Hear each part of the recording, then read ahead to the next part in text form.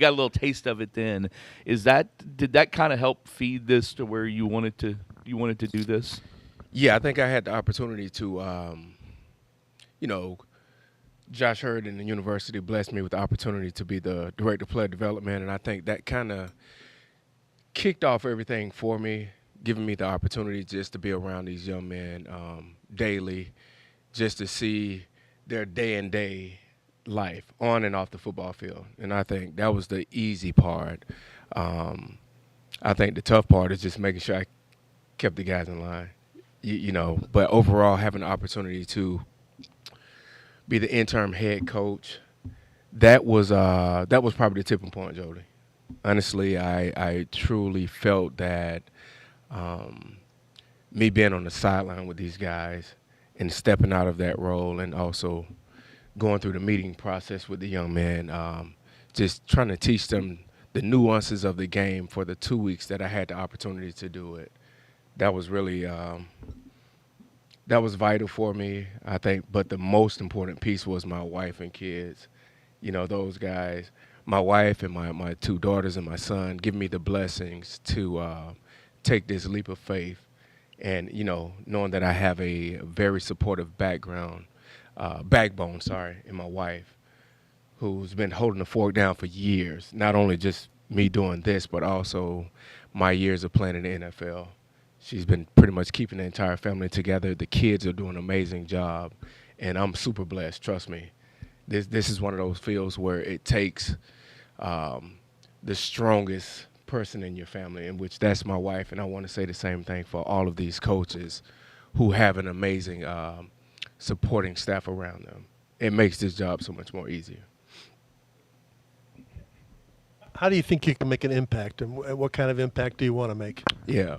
My biggest thing, look, all of us want to go into this thing, and you look around, you see all these coaches, and they're great men and great coaches. Me personally, I've been taught by a lot of great men, and I have a whole lot of resources, a lot of tools, everything up in this, a lot of knowledge up in my brain. The most important piece, I'm just going to be myself.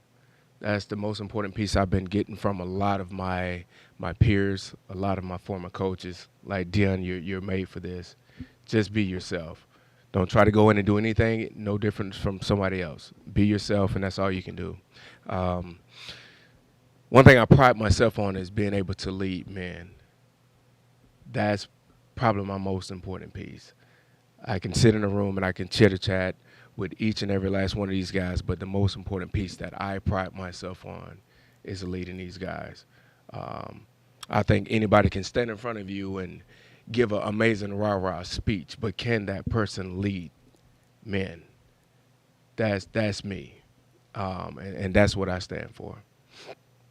Your impression on the guys that you have in your room. You got Colin coming back, Chris Bell back, a bunch Yep. of others, as well as some new portal additions. Your thoughts on the receivers in your room? I always had a lot of respect for those young men that was in the room, even when I was on the sideline as a director of player development. Me personally, I thought that Coach McGee did a great job with those guys, and he left me in good hands with the guys that are left. I think it's Coach Brum and the staff's job and the recruiting staff to bring the guys in, and it's my job to just give them all the resources and all the tools to play the position and try my best to lead these guys to be the best version of themselves on the football field. And I promise you that I will do that.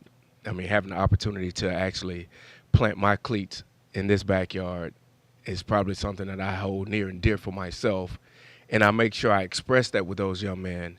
Being a receiver at this university, you got to take a lot of pride in that.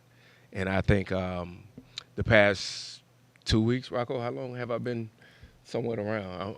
Probably like 2 weeks.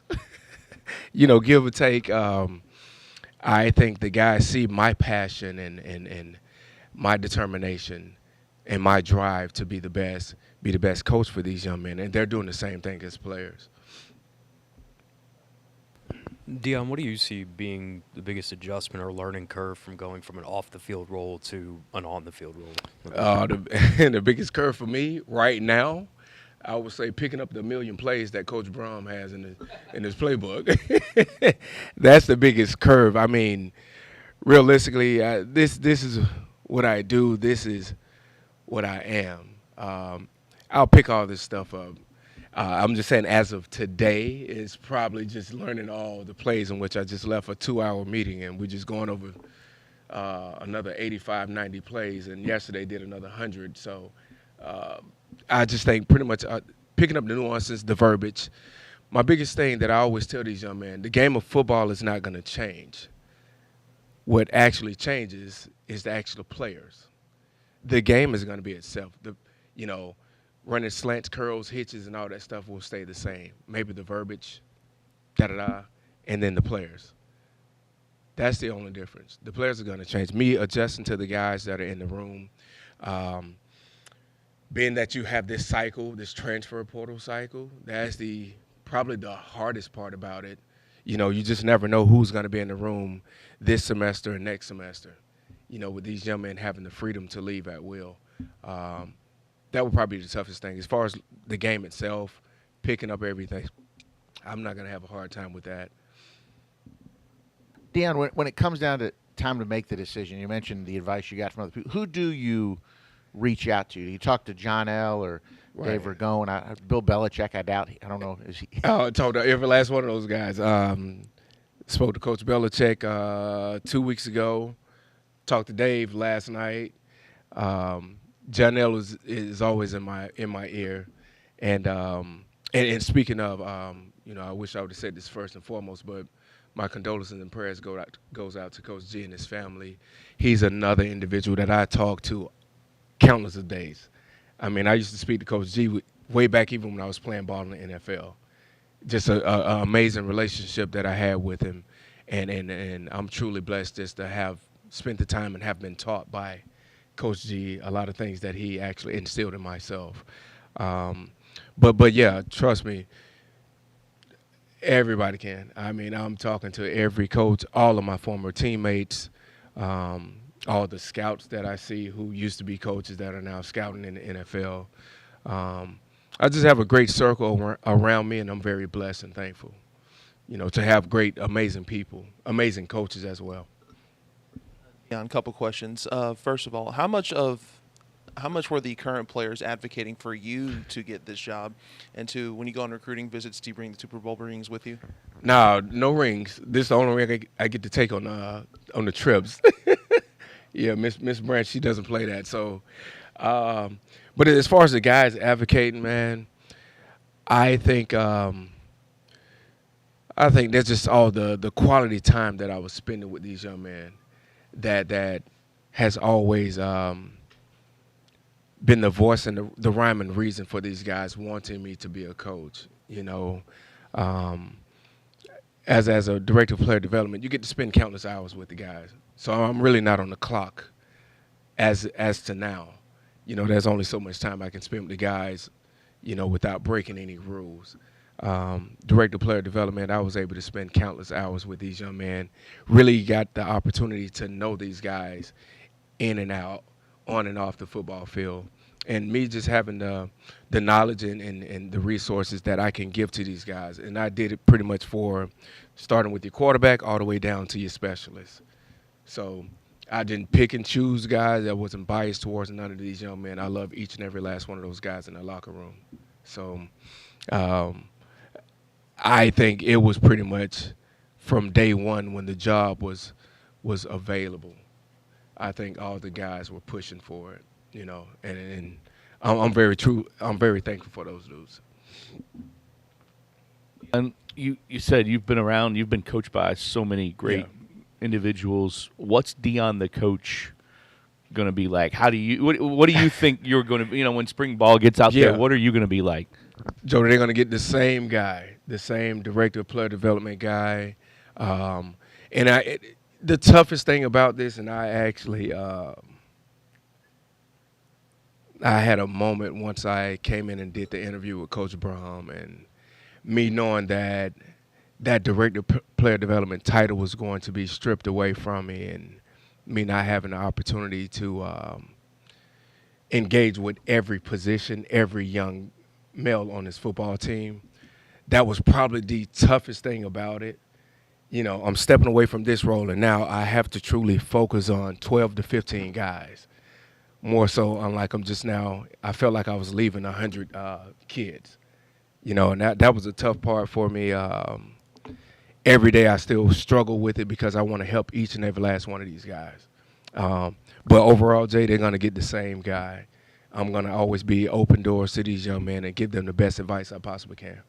To follow up, and like you just said, what that job meant Yeah. to you, the other job. Coach Brom said Mel's going to move into that role. What, what talk about him? I know you spent some time with him. Yeah. You've known him for a long time. What's he going to be like? I have, man. I love Mel. Mel is a former player, and I think that's the most important piece. When you get guys who are very prideful and about their university, their alma mater, man, that's the most important part about it. I think Mel, ain't no think in it. Mel loves those young men the same way, and he's very passionate about it. He's very passionate about this university, as I was. But they're going to get a very, very, very passionate guy. I was more reserved and a little bit laid back. Mel is going to be a little bit more up in their face. So I'm super excited to see that. But it's all pure love, though. It's all love. And I think the guys know and understand that. Just quick, I know you've been talking. Oh, sorry. When you coached the Fenway Bowl, you said you were retired for now. I mean, did that just kind of give you a little bit of itch, and are you still going to be unk to the players? I'm sorry. Did that Fenway Bowl give you a little bit of the itch to get back into coaching? I think it did give me that itch, also that sense of urgency to know that, hey, I know for sure that I can do it. And I understand that it was more on the interim role. Because I also found the interim role kind of weird. I mean, they were still coming to me asking all the questions at that time, Josh and Miss Robin. I was just super blessed to have those individuals alongside with me to help guide me through the process. But as far as just coaching the guys, these young men, they just want to be led and guided by, given the right direction.